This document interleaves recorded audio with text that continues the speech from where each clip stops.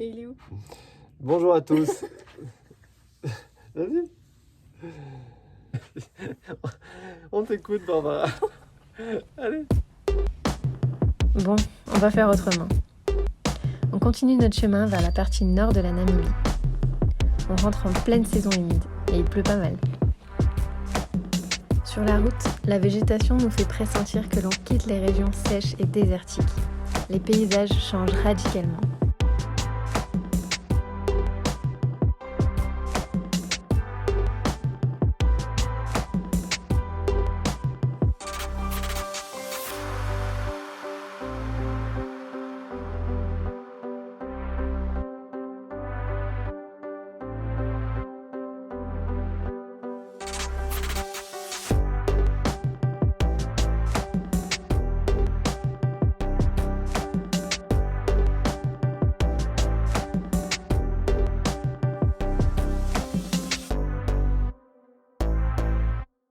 On est tombé sur des petits coins de paradis perdus, comme cette source chaude dans les plaines poussiéreuses de Seisfontein.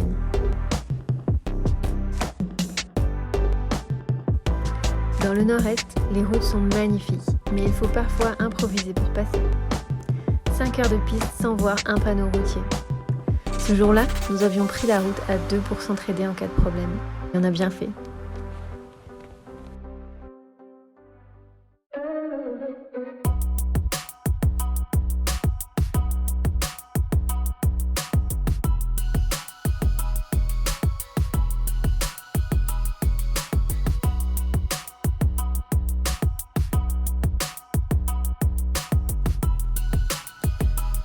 On s'arrête ensuite dans un chouette camping à Kamandjap qui accueille généreusement les Overlanders. Pendant les temps d'école, les écoliers sont un peu dissipés par certains visiteurs.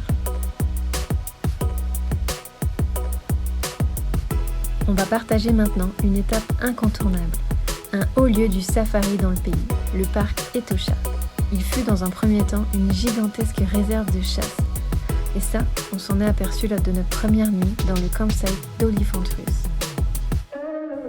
Un immense portique qui servait à dépecer les éléphants fait froid dans le dos.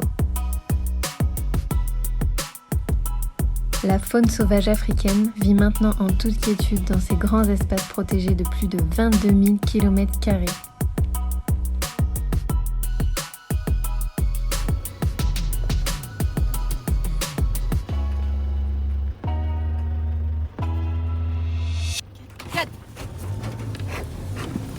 Mon Dieu!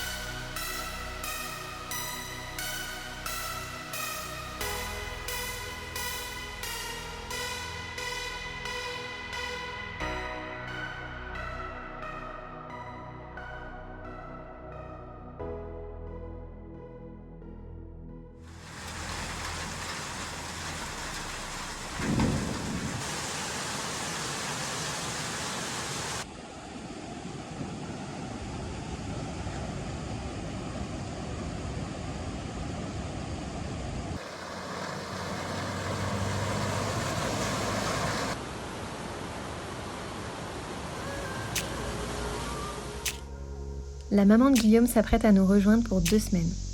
Et avec les portes qui se referment à nouveau en France et un peu partout dans le monde, il faut bien calculer notre itinéraire. Nous décidons de découvrir ensemble la région de la Caprivi, au nord-est de la Namibie. Nous allons donc braver la pluie.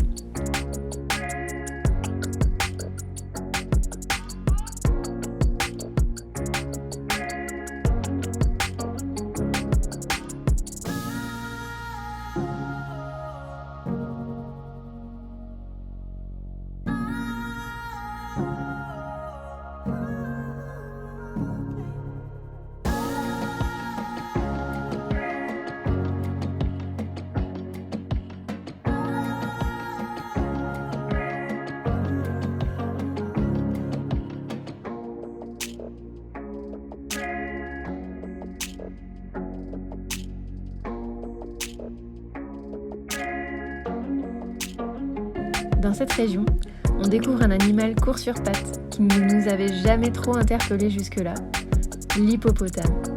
C'est un animal passionnant, 4,5 tonnes pour les plus gros. Il vit dans l'eau toute la journée pour se protéger du soleil et en sort aux heures les plus fraîches.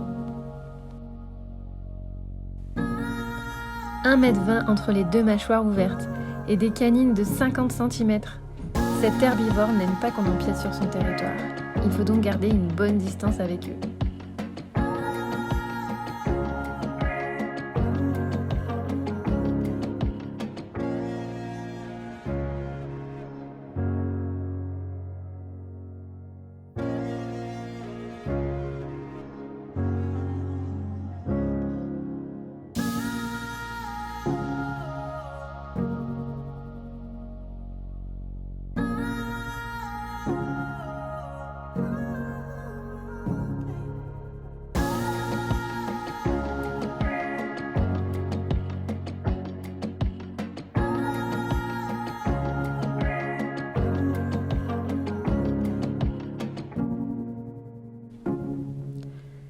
La Caprivi est frontalière de l'Angola, de la Zambie, du Botswana et du Zimbabwe.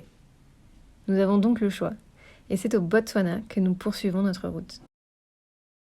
On nous avait dit que le Botswana était le paradis de la vie sauvage en Afrique. On savait que ce pays comptait la plus grande population d'éléphants, mais on était loin de s'imaginer qu'on allait découvrir les scènes du Roi Lion. Oh, comme tu es gentil, ma belle.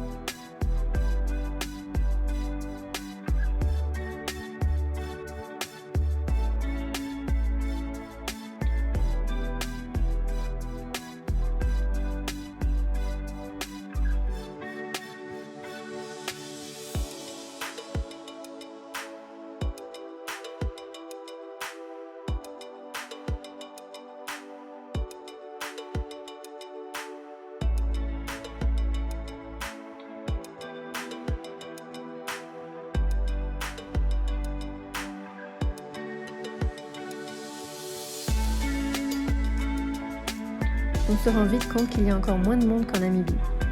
On observe sur les registres qu'on est seul dans les parcs et sur les pistes. En essayant de descendre plus au sud du parc Chobe, on doit rebrousser chemin à 2 reprises au bout de longues heures de pistes guidées par notre GPS en pleine brousse. L'eau a détruit les routes. C'est pas la bonne saison. Et il n'y a personne pour nous aider en cas de problème sur la route.